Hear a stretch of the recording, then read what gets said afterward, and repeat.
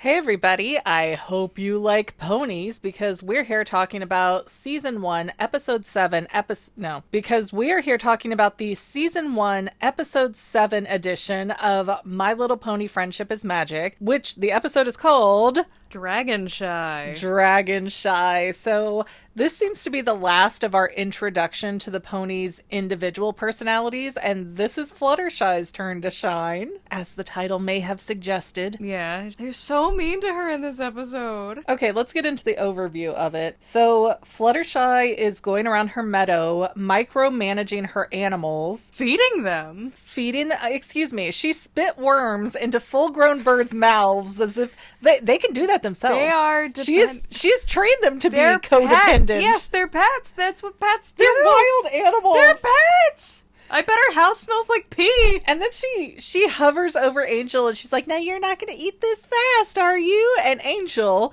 in what I feel is a totally fair, defiant action, says, "Fine, I just won't eat it all if you're just going to watch me eat and complain." No comment? No comment about Angel? He's a bratty bunny. What can I say? As all bunnies are. So then Fluttershy is continuing to micromanage Angel by following him around, going, "Just a few more bites, just a few more bites, baby."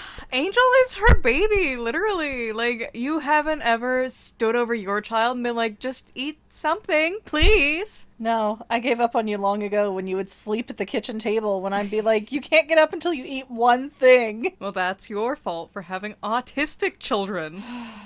You couldn't have just held that gene in. Apparently it's a genetic trait of mine.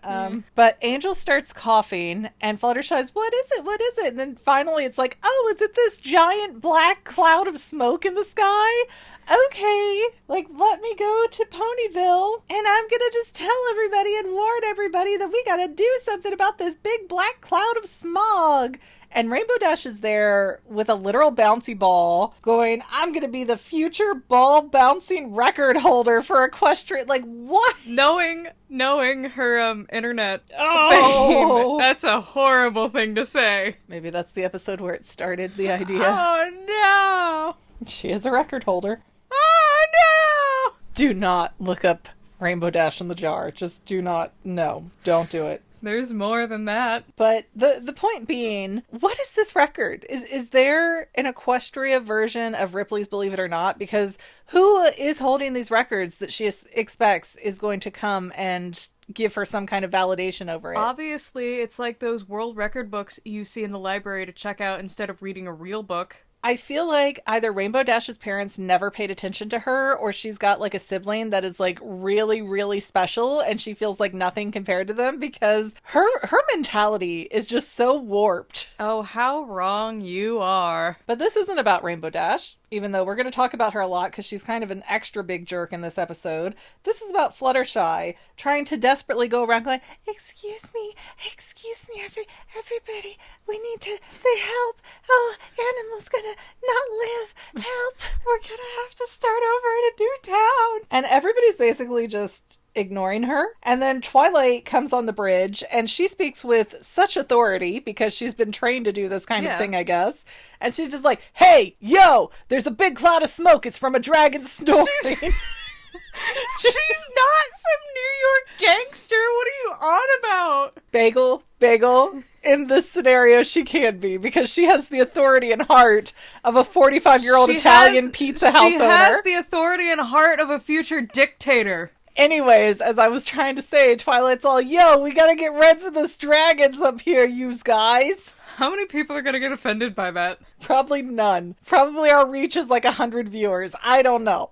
I can see these things, but I don't care to look because I'm depressed. Oh. By the way, this is McGann and Bagel talking right now. I don't think we added that into the introduction. We did not introduce ourselves. But you'll catch up pretty quick around here. You're expected to know. So this is like our 6th episode of this. Yeah, you should be caught up by now. Yeah. So the main 6, and for some reason only the main 6, are going to go and find this dragon and tell him, "You's gots to go." Well, before they go off and do that, Twilight's looking at a map and everyone's getting ready and Fluttershy is so scared about everything, which is fair.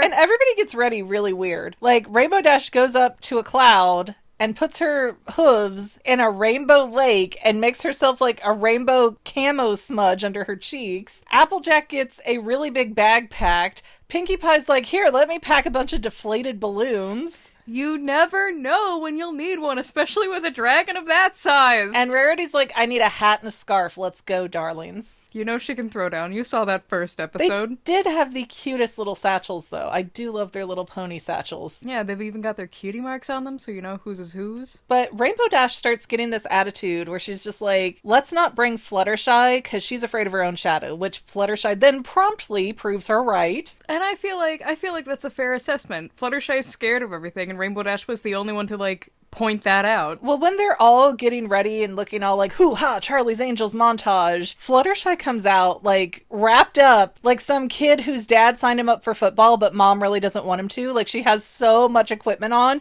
including a football helmet with a unicorn mascot. She's scared. She's doesn't know what that dragon's gonna do. Is there professional football in My Little Pony? Technically. Is that where all the men are? Probably. Or the guard being cloned to make more guards. Yeah, I don't know where My Little Boy ponies are coming from, but they seem very few and far between. They're not needed. What are you gonna do? Brush their manes? With what hair?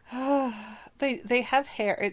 You know it's what? short. It's you know ugly. what? We're not going to get into toy-specific issues right now. Snips and Snails already ruined it. Yeah, Big Mac and Snips and Snails. They're ugly. They're ugly. Well, see, you lumped them all together, so I can only argue part of this. There could be some bestiary things going on with Big Mac. He is a fine, older man. I have no idea how old he is. He's gotta be like mid-20s, maybe late 20s. He's older than Applejack, and she's like, I think 21, 22. So perfect for my cougar age. Big Mac's right there in the sweet spot. Maybe don't admit that. But somewhere in Equestria, they are playing professional pony football. And the team is like the unicorns or something generic, apparently. Yeah. Imagine if there were teams like that in real life. Oh, the Mexicans. Wow. That just felt really hostile and offensive right there. That's basically what they're doing. They're different races of ponies. And here we have the Filipinos playing against the Russians. I don't know. See, it only feels like it sounds bad. No, you know what? We're not going to go there. We're just not going to go there. So they get to the mountain to try to climb towards the top to get to the cave where the dragon is. And Fluttershy is scared to death to climb up. And Rainbow Dash is like, you can fly. Yeah, and then it roars and she physically can't. And I entirely understand that. And it just, I don't know, Rainbow Dash seems to have the energy of the guy in Mean Girls. You know which one I mean? The one like, I want my pink shirt back. She doesn't even go here. Rainbow Dash is more like the, if I throw my child into the river and they don't swim, sucks to suck, I guess. I'll just get a better child. Make a bigger, stronger, faster one.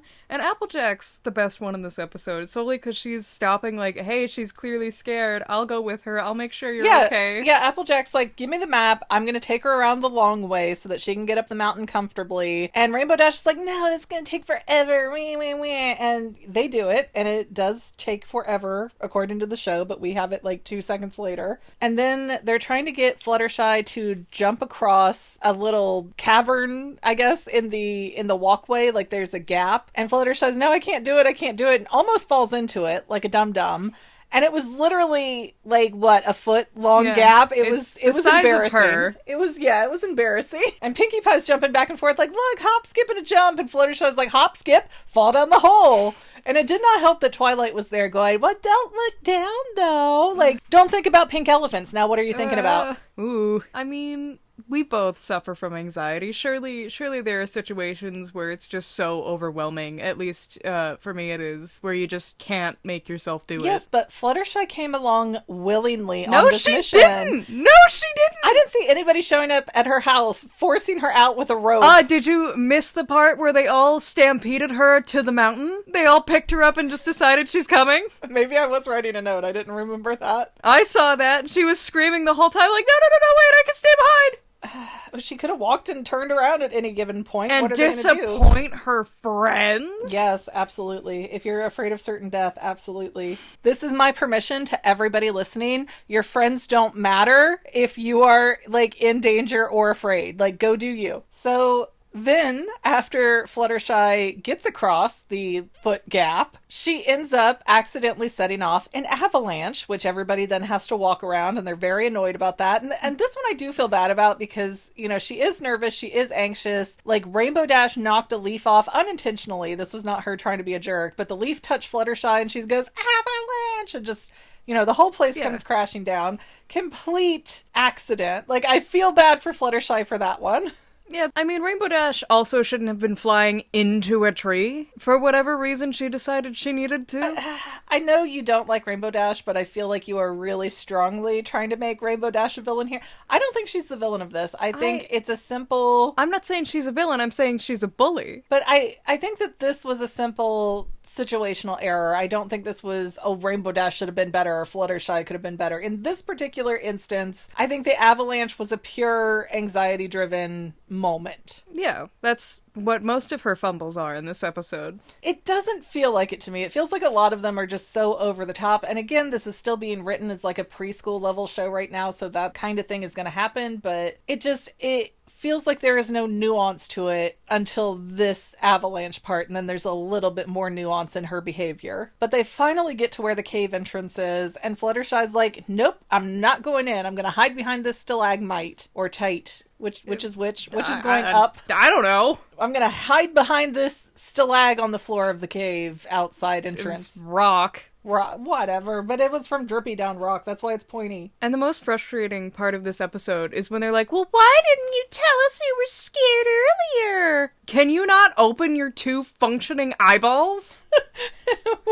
When she was on the ground floor and almost peed herself to walk up 1.5 feet. When she actually asked, can I, stay behind? I don't think I can do this. No, you're coming anyway. Also, Twilight. Okay, we know Rarity's magic is kind of, I wouldn't say iffy, but it's kind of very specific. It's not very strong like Twilight. That's what they explain. But Twilight has really strong magic. We've seen her lift 1,000 apples at a time and move them all independently where she wanted them to go. Could she not just lift up the whole main 6 and take them where she wanted to go instead of have everybody rock climb? Well, then the episode wouldn't have the needed runtime. Well, and that's the problem I think I have with this episode, is that it's more about the journey than the actual experience of the dragon. It's too much build-up for me, and it's very predictable build-up. And I know My Little Pony gets better in later seasons, but this right now, the way they're writing it right now, is just so beneath intelligence levels of even 3-year-olds, I think. It's fine. Anyways, Fluttershy won't go in the cave with the dragon, and if you hear little bells ringing, that's our cats deciding now is the time for us to not sit still anymore. Now is the time for us to do bad. So Twilight Sparkle goes in by herself to confront this dragon. Why they didn't all go in as a team and show a force of effort or something, I don't know. And why Twilight couldn't just pick up that dragon like she did the Ursa Minor and move it around. I don't know why things only work certain times. It's a big dragon. It's much bigger than the Ursa Minor, and it can fly and fire and all that. But it's also asleep, so if she just picked it up like she did the baby Ursa Minor... You think it wouldn't notice the sudden change of gravity? I don't know. I don't know how her powers extend in this field and how asleep the dragon is, but Twilight goes in alone to confront this dragon, which is a bad idea to begin with because ponies are tasty and good with ketchup. Okay, that's a sentence. And Twilight tries to be really polite and go, hey, Equestria's gonna die if you keep napping here. Could you maybe go sleep somewhere else for 100 years? Which is a very specific amount of time to sleep. Especially early unicorn Twilight. This is the nicest she'll be for a while. So the dragon ignores Twilight, and then Rarity goes in, and she's like, oh, darling, go sleep somewhere else, and I'll watch your jewels. And of course, the dragon... She didn't tell him to sleep somewhere else. She was like, oh, you're so beautiful. Why don't you go show off those lovely scales, and I'll watch your treasure for you. But the point was she was trying to get him out of the cave and not sleeping and snoring and making all that smoke. But yeah, Rarity's like, I'm going to put on 100 of your jewels right now and hope you don't get mad. Oh, you got mad and almost killed me. Whoops-a-doo. Yeah, you wait till after he leaves and then you take his stuff. Yeah, you don't plunder while they're watching you if you're bite-sized for them. This isn't the season 1 finale of SAO. Jeez. Oh, man. That's a topic for a different day. So then Pinkie Pie takes her shot to dress up like a weird bubble clown and walk in the cave and come out all torn up and deflated. So obviously the dragon did did not like that. That dragon got bad. Rainbow Dash then decides, and let me just point out, Applejack does not go in that cave alone, unless I totally missed something. Applejack doesn't even go in that cave, but Rainbow Dash goes in there and says, you know what? I'm going to kick this dragon right in the nostrils and see if that works for me. Yeah, I'm a thousandth of this dragon size. Clearly, I can take it. Again, it's like, nobody seems to realize that they are bite-sized for this giant dragon. Like, I'm not seeing... I mean, Fluttershy has a lot of fear. Everybody else has none. She took it all. Apparently, she just absorbed it all like a sponge. But then the dragon chases Rainbow Dash out of the cave, and he is mad. And he breaks that rock that Fluttershy is hiding behind. And Fluttershy sees all the other ponies afraid, and she's just like, how dare you treat my friends with such disregard. I do want to bring up how funny it was when the bowling pin sound effect cued when they fell over. I don't know. Again, that just feels very preschooly to me, and I get it. I'm not the target audience that this season was made for. It's fine. What, you mean My Little Pony Friendship is Magic isn't made for people in their late 30s? They did not realize at the time how big the watching age bracket was going to be. And I get that. But still, there's things about it that just kind of like, that is such a little kid show thing to do. I think season 1's very cute. I'm not arguing that it's not cute. It's very cute, but you can definitely tell by, like, especially I think season 3 and beyond, probably later in season 2, that they really changed the writing to be like, oh, we have a much older audience than we expected. And it gets more complicated, and they have better recurring characters and more thoughtful things going on. But anyways, Fluttershy is so angry because she doesn't like bullies, and gosh darn it, you, Mr. Dragon, you are not going to be a bully. And the dragon speaks for the first time, and he goes, but that rainbow one kicked me. Which is very fair. It's very fair. And, you know... And she smiles. She's like, yeah, I did. Yeah, it's not just... an ounce of like, oh man. I mean, in Fluttershy's position, especially with how Rainbow Dash had been all day, I may have been like, you know what, go ahead and gobble her up. Let's get that out of the way. But she's kind. She wouldn't do that. She'd be like, oh man, Rainbow, I can't say that word. Well, and she kind of is to a lesser extent. Fluttershy is like, well, that must have sucked, but you're so much bigger than her. You are the one that's responsible for acting right. Which is a weird message. Like, yeah. It's like, oh, this little 4th grader punched me. Well, I guess I'm older, so I should let it slide. Like, what? I mean, that is sort of the sentiment that you should be adhering to many things, but you shouldn't go around as a high school senior blacking out 4th graders. How am I gonna protect my street cred if I can't? Friendship is not magic with you. But Dommy Mommy Fluttershy really... Never say that again about this show, don't! Really gets that dragon, like, to cry. Like, the dragon is sobbing now. He feels so upset at Fluttershy yelling at him. She's a mother. I bet, how much do you think she's... She's a very, very certain kind of mother. How often do you think she's yelling at her very loud birds? Never. She's probably like, oh, my sweet little angels just singing in the background. But the dragon leaves. Happily ever after, the end. Equestria and Ponyville are saved, and it's all thanks to Fluttershy and her strange little very shy personality, as if it's not in the title of her name. How timid were her parents? Like, how timid was she as a child that they're like, we're going to name her Fluttershy? Yeah. I also want to bring up how lucky they are that dragon didn't just turn around and, like, burn down the village with his fire breath. He could have turned around and burnt all the ponies down. Could have probably gotten them all in his mouth in 1 or 2 chomps. Yeah. Like, they left that very unscathed. Poke a bear with a stick, he'll be fine, I guess. Whack it. As long as you could yell at it. It's more like stuck the stick up the nostrils with how Rainbow Dash kicked him in the nose. But then we cut back to Ponyville, and we have a line of Pegasi flapping their wings and clearing out all the smoke in the sky. Couldn't they have done that to begin with? Did we really have to fight the dragon for them to clean up the air? Think about it. If there's a hole in a ship and it's sinking, if you're just throwing out water while no one's doing anything about the hole, you're just gonna, like, make your own problem worse. But it's better than choking to death in the immediate, is it not? They aren't choking. They're coughing a little, but they can go inside. It's not a problem yet. I just feel like a lot more could have been done than what was done to mitigate the problem before going, hey, let's pick a fight with this dragon. What are these civilian ponies gonna do? They don't do anything. Then where was the princess? She was getting a hoofacure. What? In universe, they have manicures, but they don't have fingers, so it's a hoofacure. Bagel. It is the princess's job to protect her people, and instead And she just doesn't! She just sent Twilight a letter and said, yo, go handle this, boo. I know, but like, your student's not gonna learn if you do everything for them. I feel like there's a limit, though. I feel like there's a limit of, hey, I could probably handle dragon politics, but here, let me go maybe get my poor protege. Well, it's one dragon, not the dragon lord. Jeez. It's not good enough for her. Is there a dragon lord? Yes. Oh my gosh. Okay, this episode has gotten exhausted now with all the foreshadowing that's coming for us later. Our next episode, shoot, I lost Look the title Before You of it. Sleep. Look Before You Sleep. I have no memory of what that one is, so it'll be a nice surprise. Hopefully we're going to get more into the character dynamics now that every individual pony has been established. Yippee. Or at least all the ponies we're supposed to care about. All them town ponies, they don't matter. Octavia, I'm looking at you. You haven't even seen her yet. I think she walked by. Nuh-uh. I swear I thought I saw her in the background. There's some brown pony walking around in the background then. There's a few, but this is getting long. Okay, you're right. Let's wrap this up. Thank you guys for listening. Don't forget to like, subscribe, comment, share. All of that good stuff is free for you and really helps us out.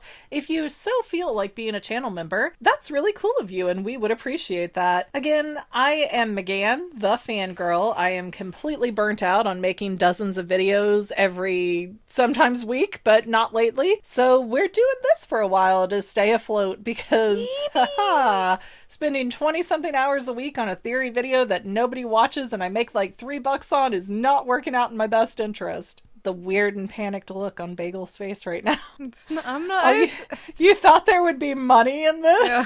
I mean, if those are real numbers, we're not doing so good. We're not doing so good since 2019 in Kappa. Oh, no. But anyways, thanks for listening, guys. Thanks for going along with this podcast style for however long it may last. And we will see you next time in the next episode. Bye.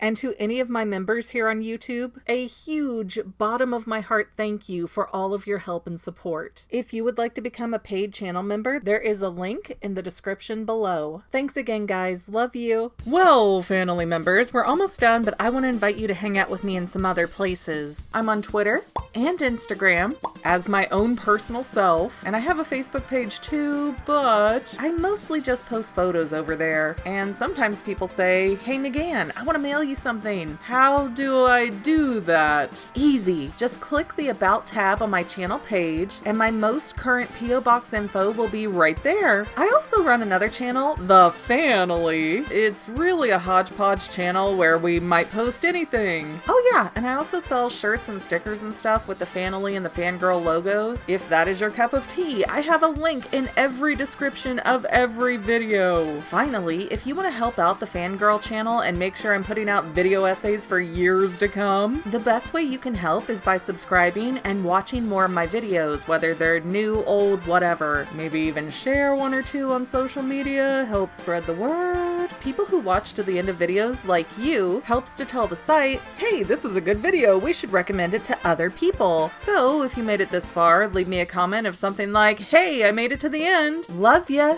See you next time, family members. Bye.